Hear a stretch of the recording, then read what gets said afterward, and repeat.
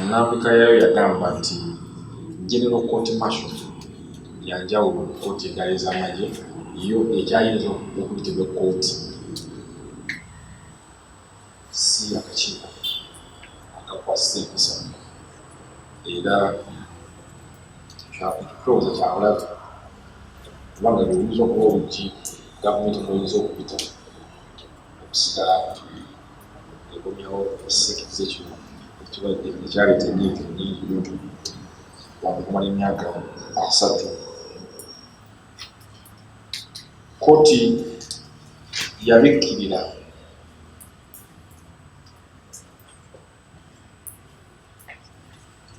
ebikolwa ebyo amateeka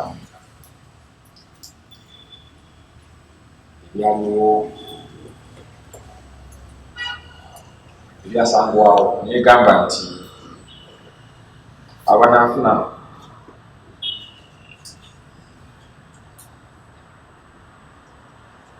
omugaso mu judgment ero bokka abasangiddwa nga balina okujulira mu kkooti ne mu maaso nti yaziyiza okuddamu okukozesa abantu ba bulijjo okugenda mu maaso naye ate abantu ba bulijjo abaawozebwa mu bbanga ery'emabega okubanga 2025 teeka bwe yajja kkooti tebazibira emiiso teyaboogerako tulowooza nti sikyabwenkanya kwaki kyamukumpanya era bwe tubikudde ebitabo tulaba nti omutendera guno kkooti yakwewola mu nsi z'ebweru naye mu nsi z'ebweru etteeka oba ennono zino ze ziyitibwa prospective and prospective analysis nti bwe mba nsazeewo nti kale ekibadde kikola kikyamu ngenda kusonyiwa abadde akikola ebbano gyabadde akikoledde singa aba teyongera mu maaso okukola kitufu ekyo ekikolwa ekyokusonyiwa ebikyamu ebyomabega tukizudde nti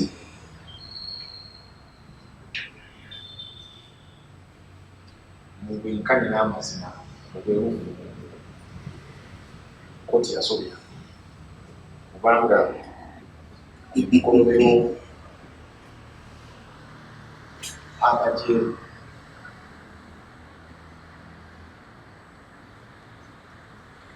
byatuusa ku bantu ba bulijjo okuva ekkalamojja mpaka ekaseese tebiyinza kusonyiyibwa mulamuzi yenna amanye omulimu gwe.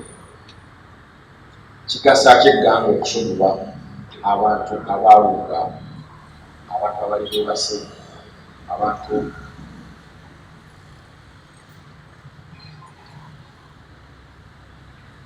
abalina banne baaba amakulu abajjamu obusuulu abajjamu enjala kugamba kati ebyeyo kkooti gyeyataddewo tugamba erina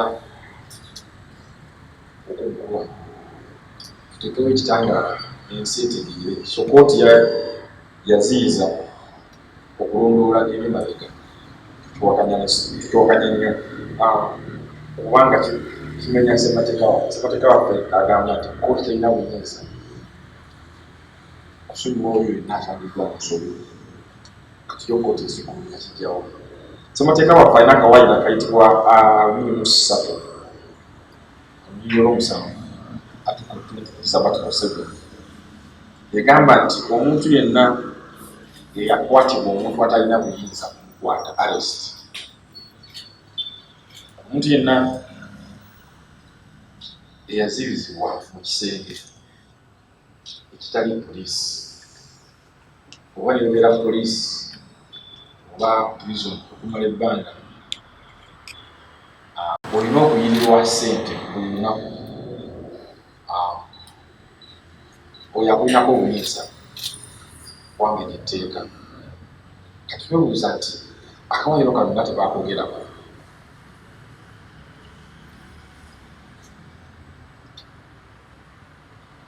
era ndowooza ensobi twagizudde. Ekisembayo nti ekigambo transfer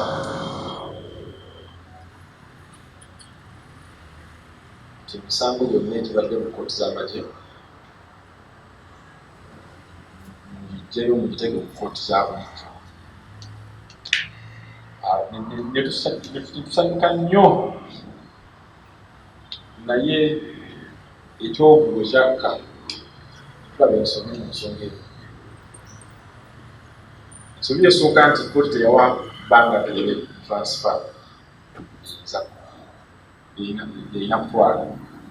So eno process ya transfer eyinza okutwala emyaka nga 20 n'okusooka. Gavumenti tukimanyi bulungi nnyo nti ne bagiwa ebbanga mu mateeka ejja limenya. Kati kkooti yali eragira bamalayika oba yali eragira bantu bajeemu. Abantu abajeemu beetaaga time, beetaaga deadline. So transfer eyo erina okuzibu mu ngeri eyo. Ekyokubiri nti DPP wakati emisango egyo alina okugikola,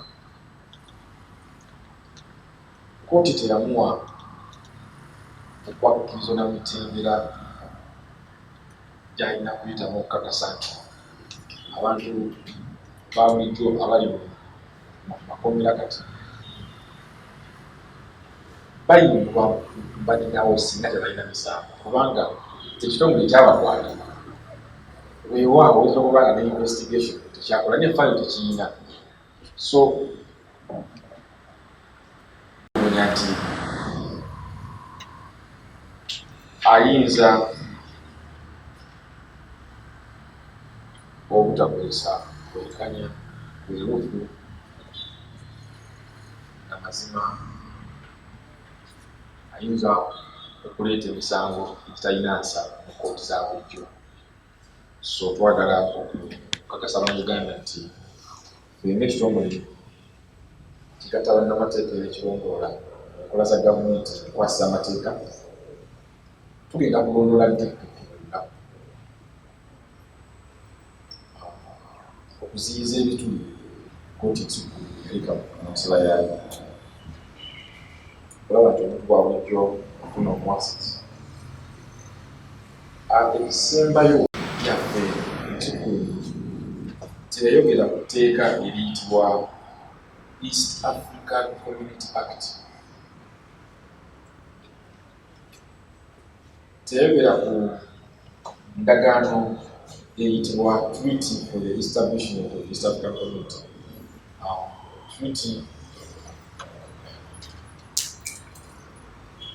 tulina enkolagano y'amawanga agati agali mu East Africa Mashariki, Africa Mashariki, Jumuiya.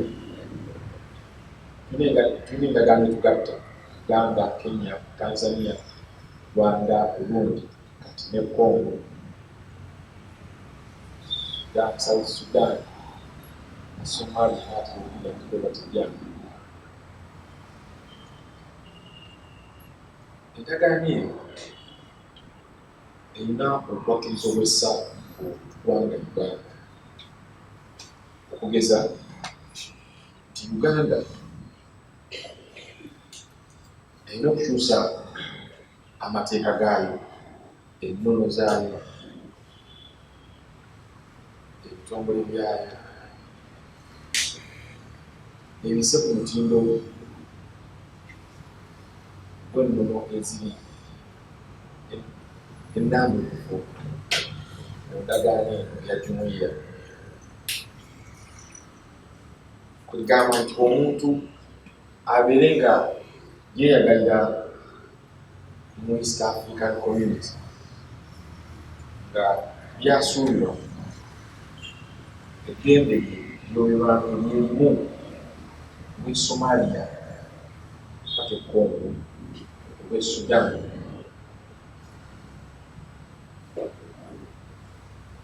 mpaka Mbeya mu Tanzania. ekibuuzo kkooti kyetamu nti osoma peegi ena bibiri tosangamu bukakafu nti bayimiridde ku ndagaano eyo okakasangu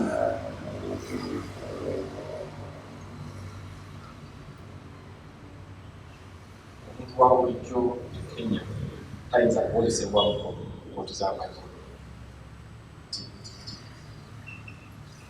Kenya, Tanzania twagala ogenda mu kkooti etugatta nga Afrika Mashariki tukibuuze nti endagaano eyo bwemugifumitiza muntu mutiyambako gitegeera ye egamba ki ku nkolo ebadde e Uganda eyo enkola tekontana na ndagaano etugatta.